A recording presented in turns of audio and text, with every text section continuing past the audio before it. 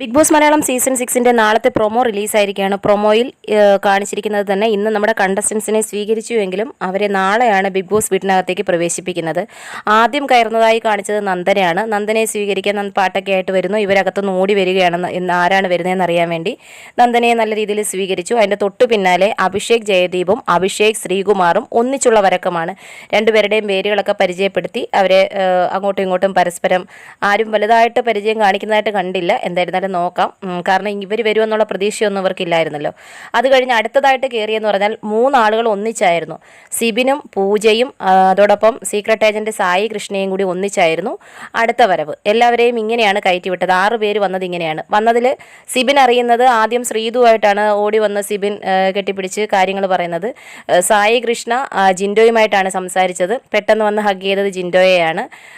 അതോടൊപ്പം തന്നെ പൂജയ്ക്ക് പിന്നെ അവിടെയുള്ള ഒരുവിധം മത്സരാർത്ഥികൾ എല്ലാവരുമായിട്ട് മിങ്കിൾ ചെയ്ത് നിൽക്കുന്നുണ്ട്. ഇതിൽ ഷോക്ക് അതല്ല. ഇവരാദ്യം കരുതിയത് 1-2 പേര് മാത്രമേ വയൽക്കാടായിട്ട് കാണൂ, അല്ലെ 3 പേര്. അത് കഴിഞ്ഞ് വീണ്ടും പാട്ട് കേൾക്കുമ്പോൾ ഇവർ ഷോക്കായിട്ട് നിൽക്കുകയാണ്. ഇനിയുമുണ്ടോ വയൽക്കാടുകൾ എന്നുള്ളൊരു ചോദ്യം അവിടെ വരികയാണ്. ശരിക്കും പറഞ്ഞാൽ ഒട്ടും പ്രതീക്ഷിക്കാത്ത ഒരു സംഭവമാണ് 6 വയൽക്കാട് എൻട്രികളെ ഈ സന്ദർഭത്തിൽ അങ്ങോട്ട് പറഞ്ഞു വിട്ടു എന്നുള്ളത്. എല്ലാവർക്കും ഓരോ ലക്ഷ്യങ്ങളുണ്ട്. ടാർഗറ്റ് ആരെയൊക്കെയാണെന്നുള്ളത് വ്യക്തമായി പറഞ്ഞിട്ടുണ്ട്. കൂടുതൽ സപ്പോർട്ടിംഗ് വോട്ട് വന്നത് മൊത്തം അപ്സരയ്ക്കാണ്. ബാക്കി എല്ലാവരെയും ടാർഗറ്റ് ചെയ്യാൻ വ്യക്തമായ പ്ലാനോടുകൂടിയാണ് ഓരോ മത്സരാർത്ഥികളും എത്തിയിരിക്കുന്നത്. എന്തായിരുന്നാലും ഇന്നത്തെ എപ്പിസോഡ് കൊള്ളായിരുന്നു.